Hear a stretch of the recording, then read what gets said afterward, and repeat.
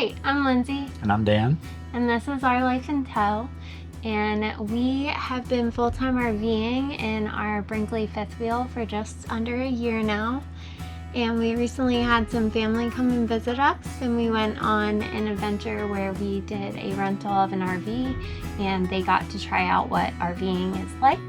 And they rented a Class C. And in this video, we're gonna recap the rental experience that we had for our family members coming out to rent an RV in Las Vegas. Yeah, and you'll see if they got the experience, the RV experience like us, or if they got a bad taste in their mouth like some might think. Yeah.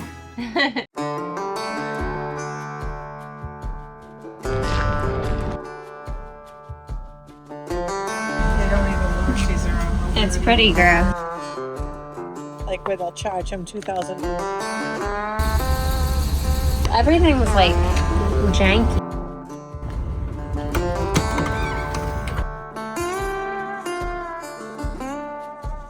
We had Dan's dad fly in from Massachusetts, so they took about a 5-hour plane ride to get to Las Vegas, Nevada.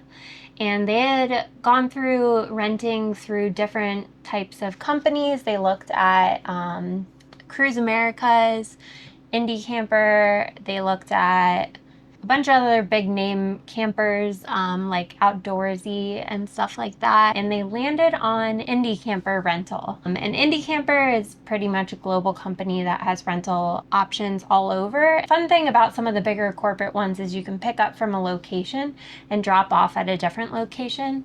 For this specific trip, we were dropping off at the same location. Yeah, and I guess to set the stage, like Lynn said, parents are flying in from Massachusetts, so yeah, 5.5, 6-hour flight, long day of travel. I think their day started around 2 a.m. or so. They were eager to land. We actually went back to the RV resort in Vegas where we were staying. We had a little bit of lunch that Lynn's chefed up for us. They got to check out our home on wheels, the Brinkley. And then, we were excited to head over to Indie Campers to pick up the camper that they were going to be staying in. So they were under the impression, they just saw like our Brinkley is really nice inside. I don't think they were quite expecting that. My dad, he's 70 years old. He's going to be here for 5 days living out of an RV. So he had somewhat of, I feel like, normal expectations, like an RV that would just be presentable to somebody going to pick it up and live in for a week. But that is not what happened. No. So I guess it all started when we made our way over to Indie Camper, one of the locations in Vegas. We pull into the place. We didn't know what to expect, but it was basically a completely jammed full parking lot of Indie Campers of all different sizes. Majority of them they all looked like they had just been like returned from road trips. Mm-hmm. So we were like, oh, okay, like here's the ones that were returned. Yours must be in the back, or maybe it's in the bay right here where there's people. Maybe they're just like prepping it to get it ready for us. But we pulled the truck in. There's literally nowhere to put it. So I was in the middle of the road. They had to move a few campers around just so I could maneuver the truck and get out of the way of other traffic. But that was no big deal at all. So still excited at this point. We get out of the truck and we eventually see somebody that's working there. No like indie camper branded apparel or anything. That was the experience that we had there. Couldn't tell who worked there or not. But one person was like, oh, what are you guys here for? Are you picking up? So we went into this little office. It was kind of just like a desk and a chair in a warehouse, or like in a garage, I guess you could say. It seemed a little unprofessional or a little sketchy, but yeah. We didn't think anything of it because it was just a pickup location for the Indie Camper. Yeah. Right off the bat, I mean, I certainly thought it was weird, but my dad goes to check in. Yeah, I'm here. This is the camper that we rented online. I guess this is a normal thing for RV rental companies, but they collected his $2,000 deposit before we even looked at the camper. So we checked in. He had already put the down payment and his payment on the camper, but then there was an additional $2,000 for accidentals or $2,500 or things like that. Yeah, so he was a little surprised by that, but I think it's normal for companies to do that amount, not sure.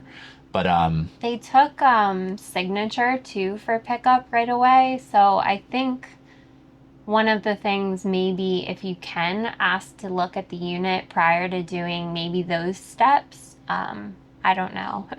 Yeah, if we could do it again, I probably would have asked for that, knowing what I know now. Like, hey, let me check out this camper before you put a $2,000 hold on my credit card. But anyways, we did that, and then we made our way outside, and surprisingly, they brought us to the very front where we initially had passed and saw all these like really dirty, on the exterior, really dirty campers that looked like they had just Returned. been through hell and back, yeah, and just got returned.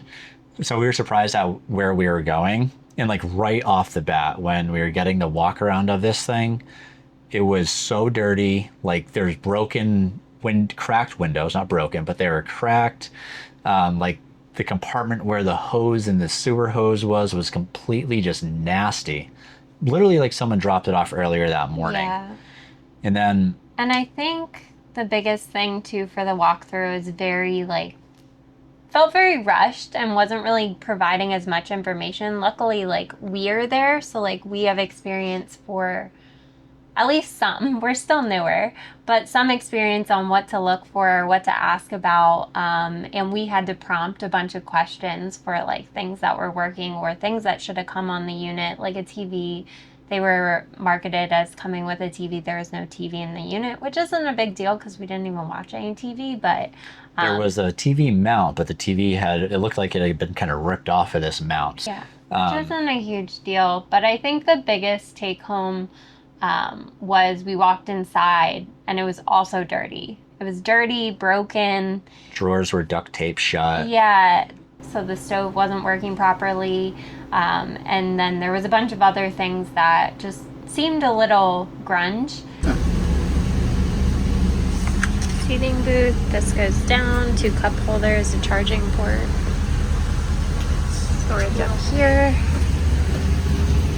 Stairs and entryway. This was already damaged. This was also already damaged.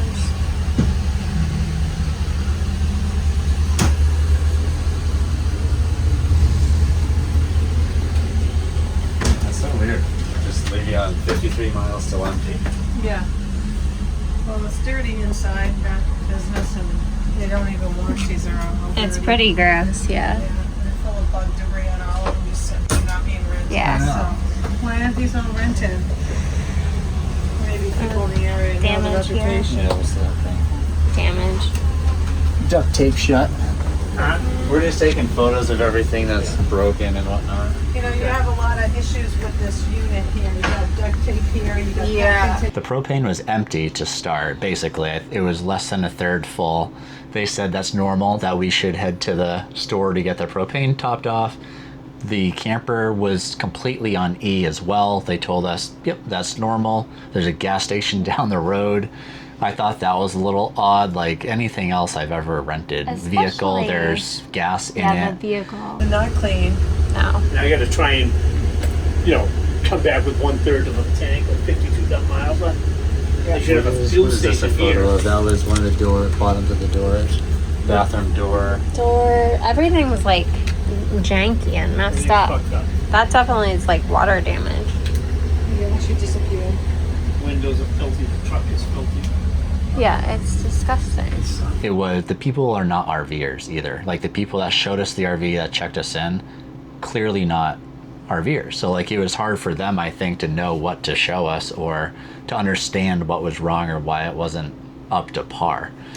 And I think the biggest thing was the worker that worked there kept saying that they were just a pickup and drop off location. And Which they might be. Who knows? I guess that's how they work. which is fine, but I referred to the website after we had this encounter, and they did state that their units are professionally cleaned after each use, and that is not what she told us. She verbatim said that these units are returned as is, and then just someone comes and picks them up afterwards. So Yeah. that was the biggest flag for us, because we were like, no, it was just kind of like, ew.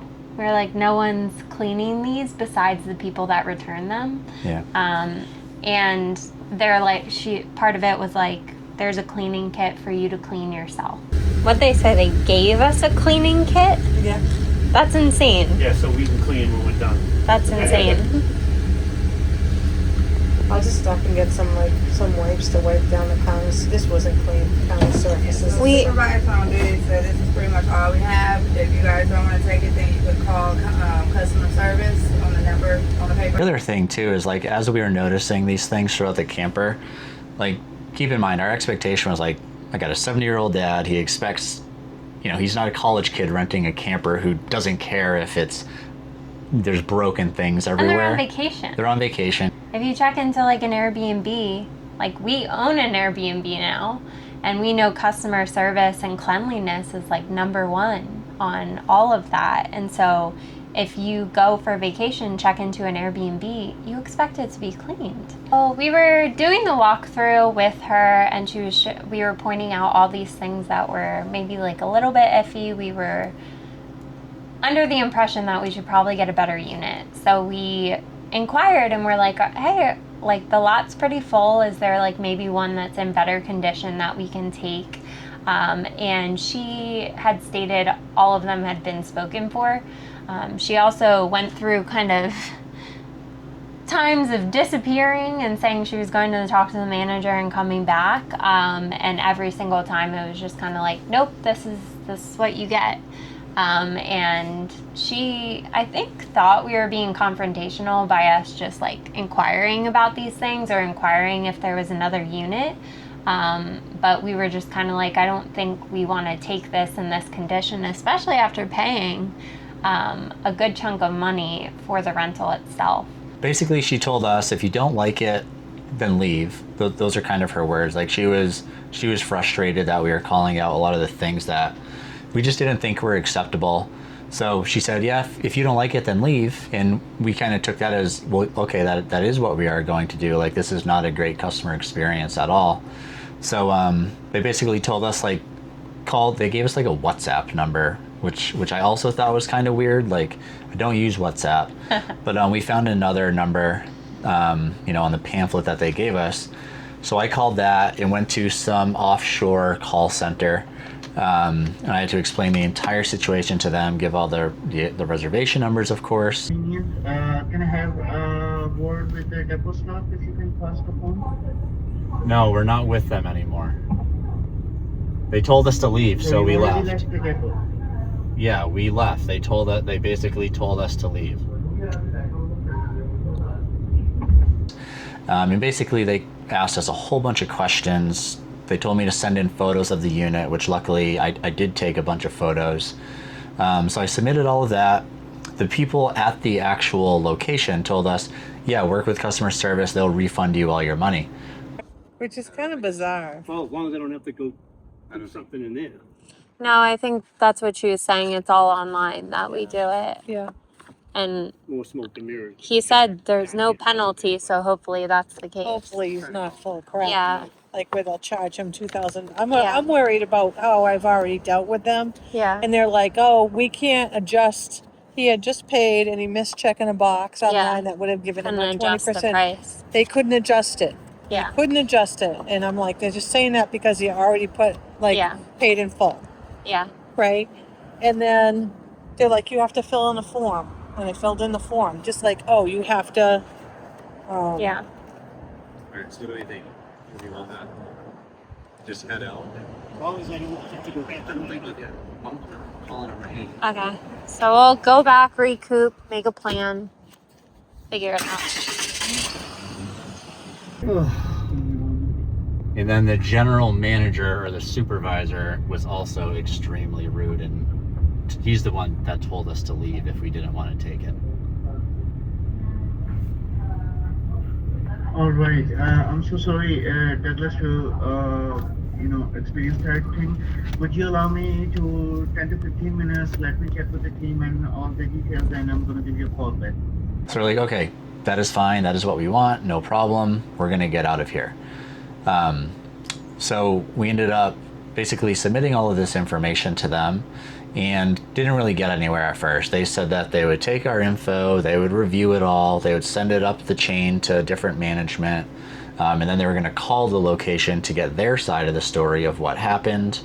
And this all probably took a few hours. And my dad, rightfully so, was a little bit upset because he's all in right now, right around $4,000 on his credit card, 2 Indy campers for something we're not even taking. Didn't even start it up, didn't take it off the lot. What we ended up doing was going down the road to another RV place, had a much better experience, but we were able to get in a very nice unit, great customer experience. They ended up loving the camper that they had.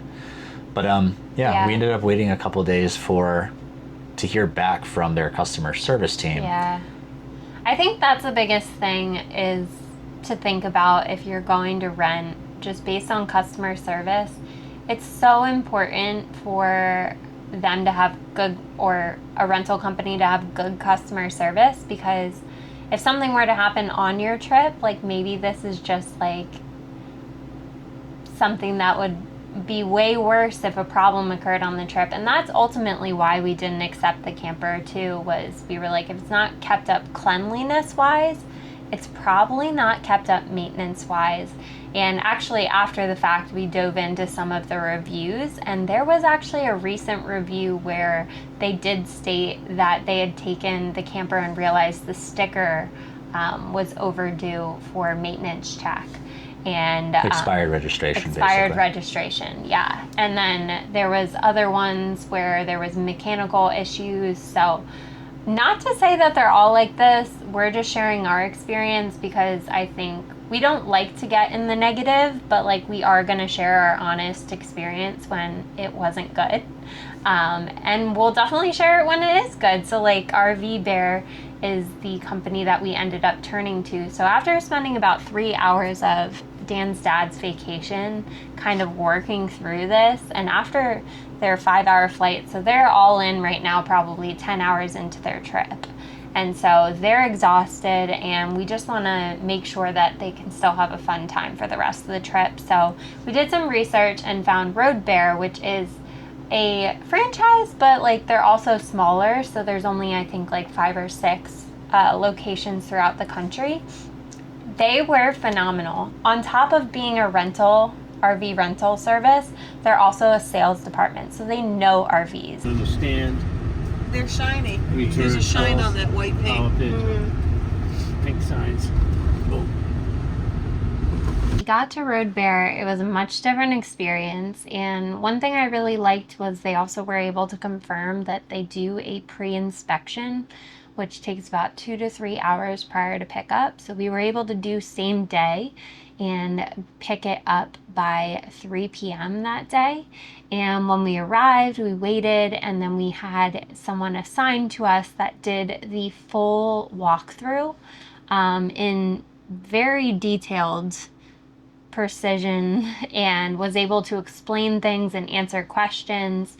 Like for us, we've never driven a Class C, so we did not know that the built-in generators can actually run while you drive, so that you can utilize things like wave or things like that. You can leave the water on to use. It's not advised, I don't think, but you are able to use your tanks in that capacity. And then the dinette also has seat belts on it, so there are a few things that like we've never owned a Class C, so we don't know. But it was overall like a really great experience. I think we were out in an hour from pickup, and they were able to note things down and take pictures of things, and then we did as well. And the thing about this one too is, one thing we liked about Road Bear is on their website, they are newer units. So I believe it was a 2025 unit that we had, and it was 23 feet and had a slide on it. So the Indy camper that they were originally going to take didn't have a slide on it, but this one did. And they even had plates and stuff for not the additional add-on. I think you could add it on, but because we went through the headache, they were actually kind enough to allow them to have plates and dishes and stuff like that. The linens is also typically an add-on, so things with the rentals to keep in mind is that you could get into those add-ons. But it was refreshing when we got to Road Bear that the propane was full and the gas was full. Mm-hmm. And so it ended up being great. I think we just really wanted to share our Indie Camper experience because I think in a previous video we've also mentioned before you buy, it might be a good idea to rent out and try them out, but we got to practice what you preach. So if we say that, we had to in some capacity try out a rental, and we did so through Dan's dad. And we had a great, amazing trip at the end of all things said and done. We lost about a day, which was really just going to be spent going through Las Vegas. But in the end of things worked out, and we were able to return it with no problem. And yeah, so that's our story. And again, we don't like to lean towards the negative, but we also want to share our real life experiences, and hopefully that can help someone else. But definitely do your research. I mean, there are also some good reviews on there. Another thing to note with the Indie Camper too was they were stating that they rent out to EDM and festivals, and that was the reason they don't do on-service deep cleans. But when we went to Road Bear too, we mentioned that that's something they said, and Road Bear was like, we also rent out to EDC and festival goers. So I don't think that's an excuse, but that was kind of the response and answer that we got to why they weren't doing their own professional cleanings in between rentals. But I think also, speaking from having owned an Airbnb and worked through customer service, like our rental property is on Airbnb in Vrbo, and I've had to deal with communications of support if guests reach out and need support, or if things aren't up to par, or if guests break things and we need to reach out to support. And having a good customer service is so important when things go wrong. And one thing I think we can speak to through the Indie Camper thing is we did not have a good customer service experience. It was very detached from the business, and it was all kind of online through people that were not even there in the situation that could account for it. So it felt very taken advantage of, or not. It didn't feel good at the end of things. Yeah.